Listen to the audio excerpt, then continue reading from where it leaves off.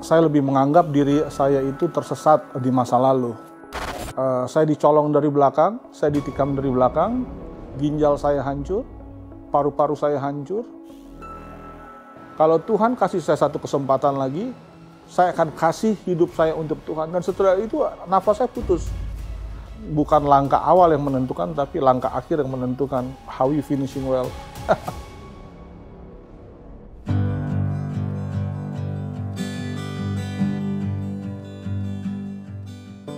Nama saya Leonardo Ferdinand, usia saya sekarang 42 tahun. Saya asli dari Manado dan pekerjaan saya memiliki ada usaha penginapan di Lembang, tapi kalau di KTP saya tertera pendeta.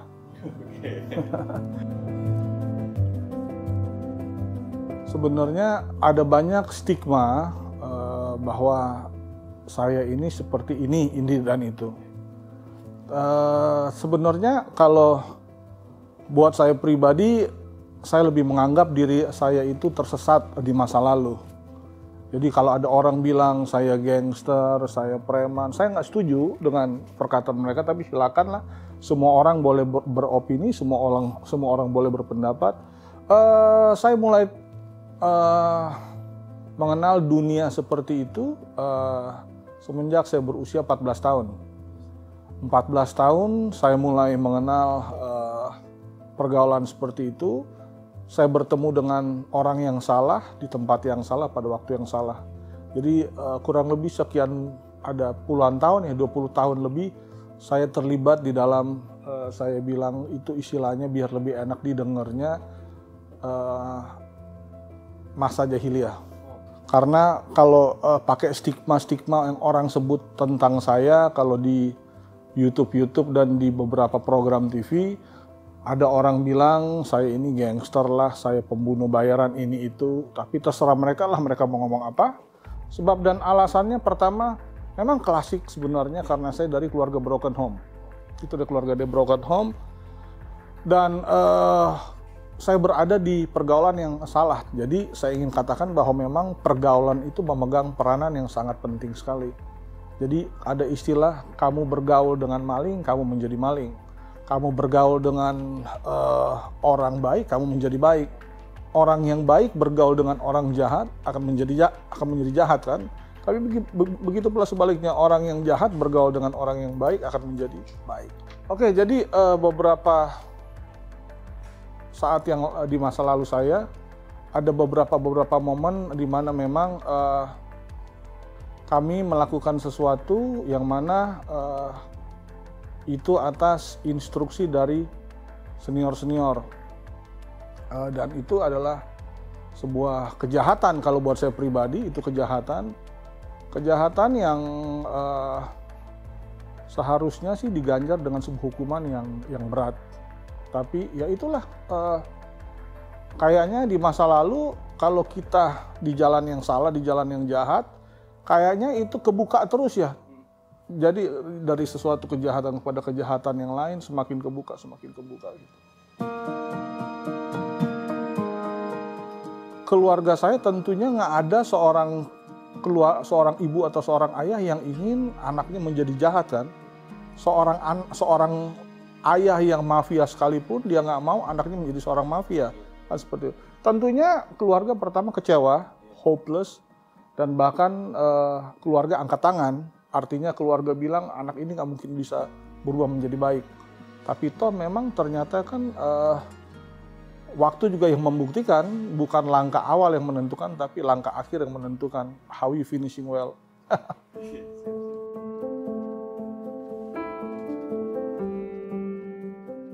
Satu aja memori yang baik yang saya tidak bisa lupakan adalah kawan-kawan saya kurang lebih 40 orang lebih yang udah mati dengan berbagai macam cara, tapi kebanyakan karena kasus pembunuhan. Tapi itu saya catat itu hampir 8 tahun yang lalu. Mungkin sekarang jumlahnya udah 2 kali lipat mungkin. 180 mungkin bisa lebih banyak. Itu yang saya nggak bisa lupa. Saya nggak bisa lupa, artinya kawan-kawan saya ini harus mati tragis di usia muda mereka, khususnya dengan kematian yang sangat tidak mengenakan ya, karena kebanyakan korban dibunuh.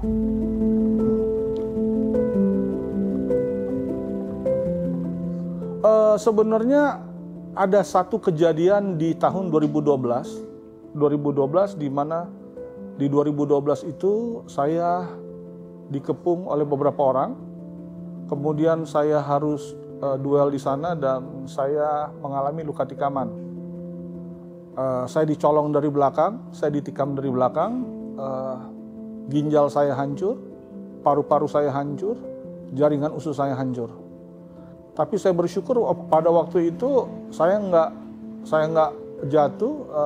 Kemudian saya dibawa ke Rumah Sakit Cipto dan di sana di Rumah Sakit Cipto itu selama 3 hari saya masuk masa kritis, dan di Rumah Sakit Cipto itu di hari kedua saya meninggal.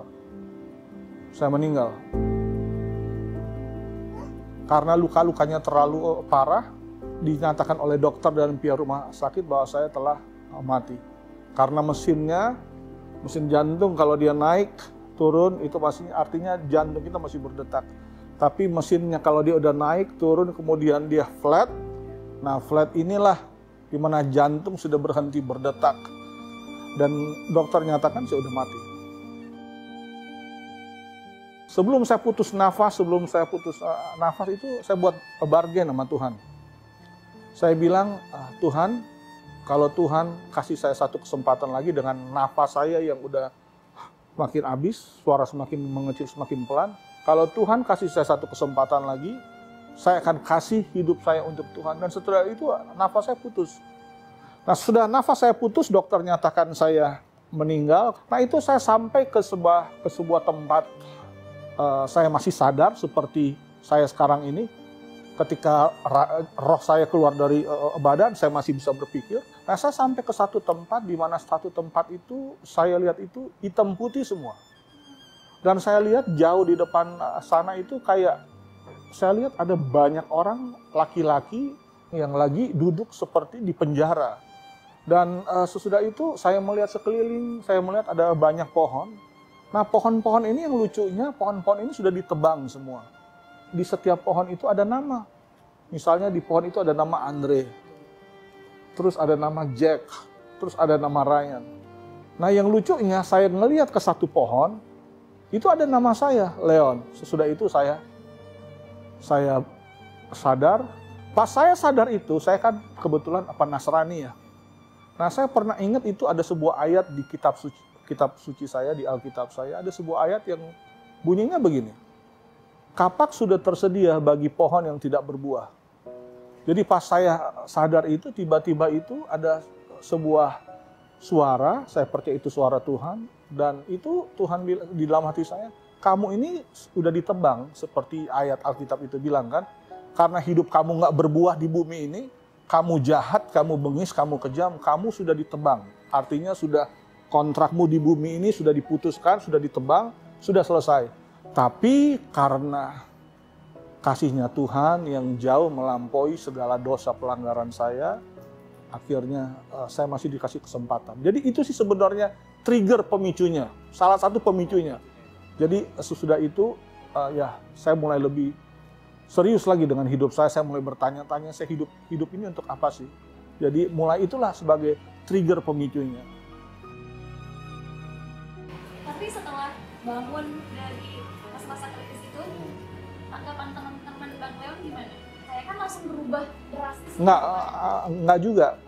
Jadi pada waktu itu saya masih ngebohongin Tuhan nih. Ngebohongin Tuhan. Kan saya udah buat deal sama Tuhan ya.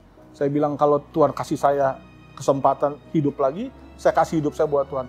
Nah, sesudah itu saya proses penyembuhan itu selama kurang lebih 21 hari di Rumah Sakit Cipto Mangunkusumo. Dan proses penyembuhan sampai benar-benar sembuh total itu kurang lebih 5 bulan, 6 bulan. Nah, di bulan kelima, di bulan 6, setelah saya udah mulai sembuh total, itu saya malah pergi ke Perancis. Saya malah di sana mau coba gabung dengan sebuah organisasi tentara bayaran di sana yang namanya French Foreign Legion atau Legion Asing Prancis. Karena pertama gajinya bagus, kedua juga saya bisa dapat kewarganegaraan juga. Dan ketiga, biasanya Legion Asing Prancis ini adalah kumpulan dari orang-orang desperate di seluruh dunia, biasanya penjahat-penjahat yang ingin mencari second chance. Nah, mereka ingin second chance, maka mereka biasanya lari ke situ, dan oleh Legion Asing Perancis ini dikasih identitas baru, tapi mereka harus perang untuk Legion itu. Usianya udah 200-an tahun lebih lah. Sama seperti tentara nasionalnya Perancis, tapi itu memang dari seluruh negara ada. Berapa lama sana? Karena satu dan lain hal, saya dipulangin. Nah, sesudah pulang ke Indonesia juga saya bingung pada waktu itu. Saya bingung karena pertama, saya ngerasa hidup saya ini hopeless sekali di Jakarta. Pertama, musuh-musuh saya banyak sekali. Dan kedua, saya juga di Jakarta, di Indonesia, khususnya Jakarta ini, trauma saya bukan trauma sebenarnya, tapi memori-memori yang jahat, memori yang nggak baik itu banyak sekali. Tapi ya itulah, ternyata memang ya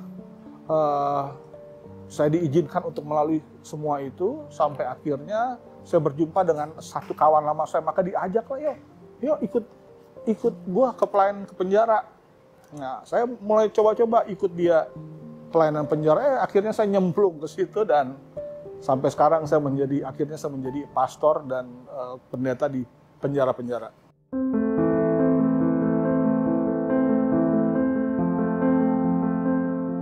Penyesalan terbesar saya adalah saya kehilangan masa kecil anak saya.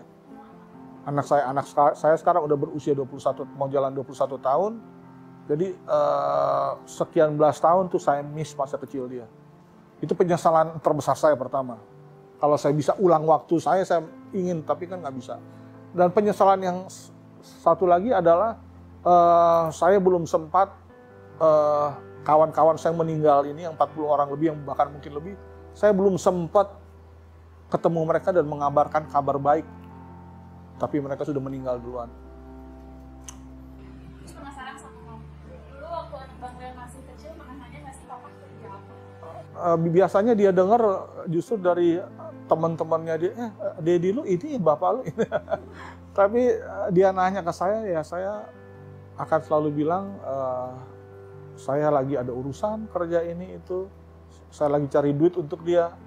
Kan seperti yang saya bilang tadi kan, seorang mafia, seorang pembunuh, sekalipun misalnya nggak akan pernah mau ngaku dia mafia pembunuh ke anaknya, dia nggak pernah akan ngaku. Sekarang apakah Bang Leon ceritain? Saya nggak pernah cerita, tetapi kan kisah hidup saya di YouTube kan, di mana-mana kan sudah tersebar ya. Udah di TV juga, di YouTube juga bertebaran. Jadi saya rasa dia udah tahu lah.